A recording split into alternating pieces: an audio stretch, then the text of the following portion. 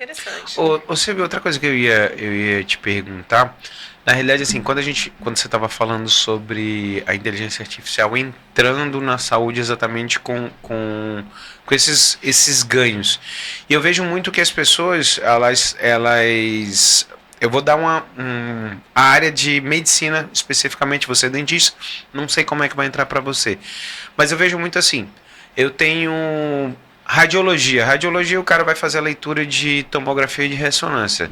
Ah, já já, quem faz só isso, e eu acredito, olha, para quem está assistindo a gente, não é que o radiologista não vai existir, mas assim, se tem 10 numa clínica, ele vai precisar de 2 que vai fazer a revisão. Isso. Porque a IA, ela simplesmente você vai jogar, ela vai fazer a leitura. E outra coisa, existem leis de proteções também, porque daqui a pouco, se o chinês faz a R$ 5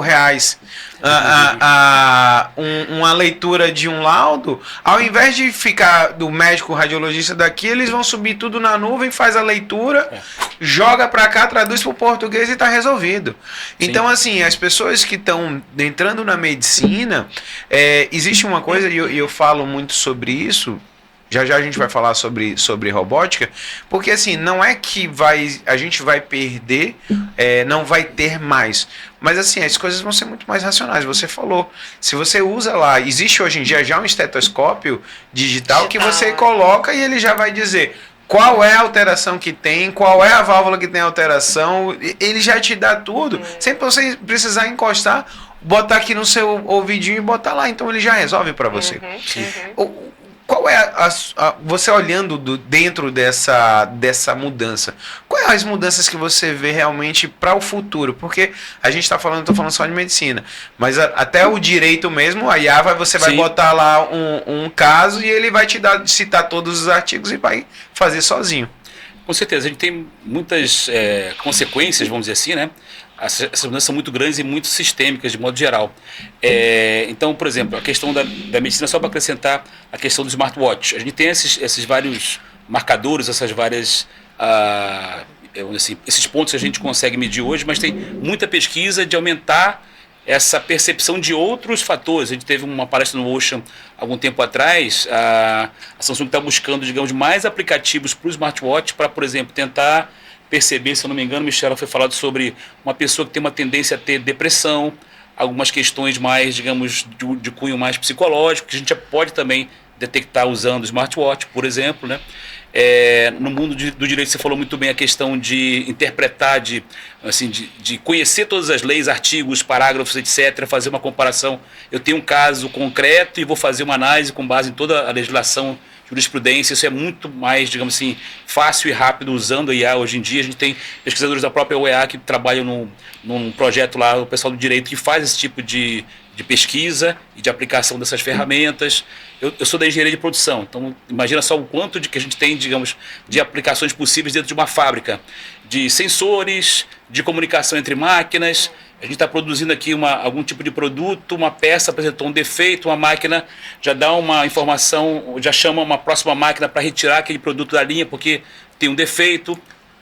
E aí já tem um sistema automatizado de vamos ter que produzir um produto a mais. Então a gente já vai pedir automaticamente para o almoxarifado trazer o material para montar, então não precisa mais chamar o pessoal, o supervisor de produção, o pessoal de almoxarifado, já está tudo automatizado. Então a produção pode fluir e a gente pode ter quase que a gente chama de fábrica escura. Seria uma fábrica que não precisa ter lâmpada porque não tem ninguém trabalhando. É tudo máquina, é tudo sensor, está todo mundo se comunicando, material, montagem, teste, embalagem.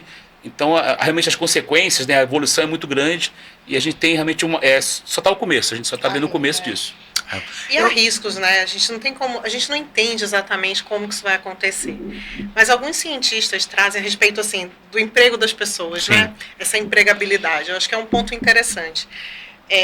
Talvez, quando ocorre uma revolução como essa que está acontecendo agora, a gente percebe, sempre tem esse medo, né, de as pessoas vão perder o emprego em massa, né, então sempre vai ter, e de fato a gente não sabe exatamente como isso vai se desenrolar.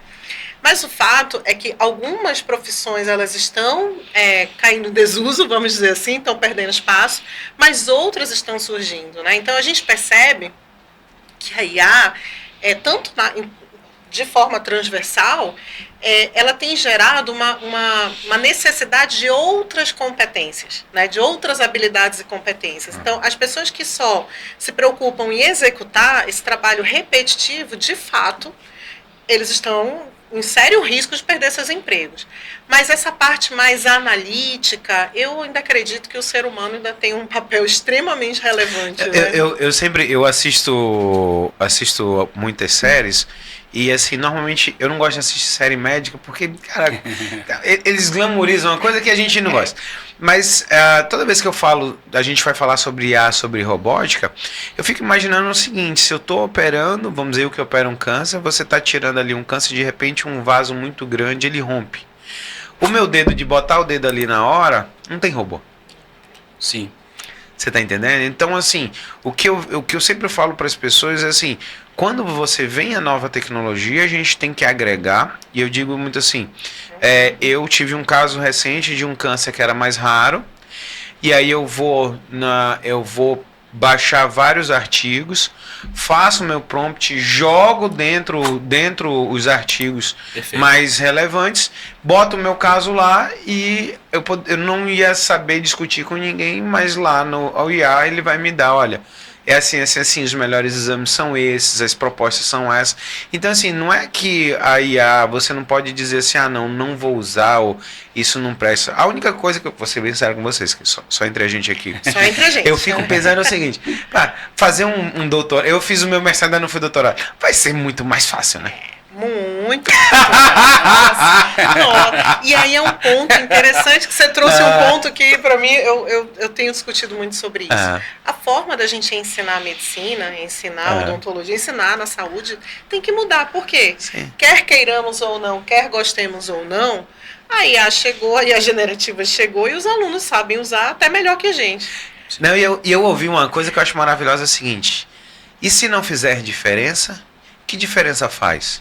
Então, assim, se eu pego vários artigos, eu compilo, eu jogo dentro de uma IA, aonde ele vai me dar, vamos dizer, uma introdução. Ele me dá uma introdução base, lógico, eu Jefferson, pego, jogo fora, boto ali e melhoro e vou organizando. Para a pessoa que está na banca, qual a diferença faz que eu usei ou não usei IA? Se a qualidade do que se é feito é muito boa. Entendeu? Então, assim, compilar dados.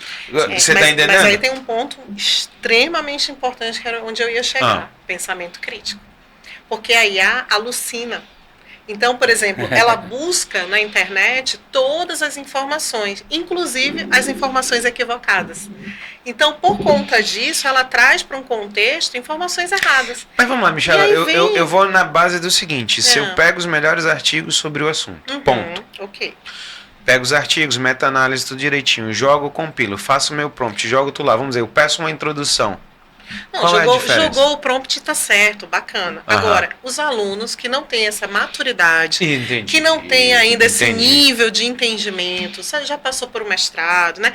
Então, assim, você já tem uma bagagem. Agora, os alunos de graduação, nativos digitais, que estão passando pela graduação agora, o nível de estresse lá em cima, o pessoal tá pirando, e que adoram, né? Coisas rasas, né? Eles adoram tudo que é raso. Rápido. Então, assim, você entende bem esse perfil. Imagina, eles estão absolutamente já viciados no negócio.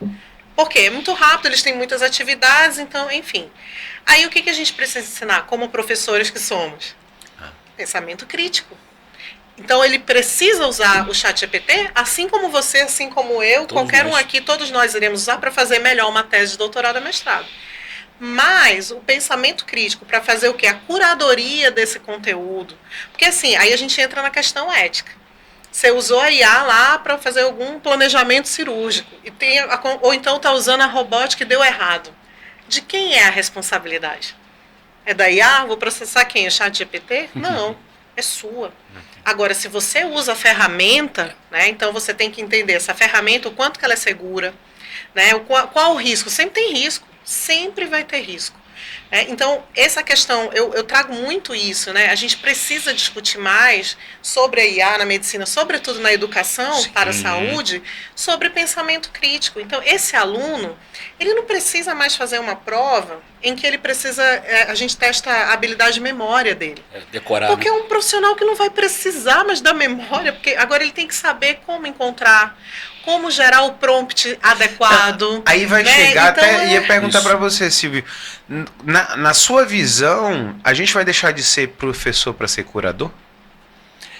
Para ser curador, para ser parceiro dos alunos da pesquisa, para aprender com os alunos também. Eles podem trazer conteúdos que a gente não conseguiu acessar. Não tem tempo, a gente não consegue ter o acesso, estudar tudo que tem de fonte aí no mundo. Então a gente tem que ter uma parceria com os alunos para poder até a gente conseguir distribuir os esforços para fazer uma pesquisa, por exemplo. Então, isso é uma coisa que vai mudar, como a Michela falou, totalmente o modelo de pedagógico, vamos dizer assim, né? Então, aquele modelo de você estar lá na frente, mostrando os slides, ou escrevendo no quadro branco, e o pessoal lá passivamente olhando, isso acabou faz tempo já, né? Então, tem que ter projetos práticos, assim, o aprendizado baseado em projetos, baseado em desafios.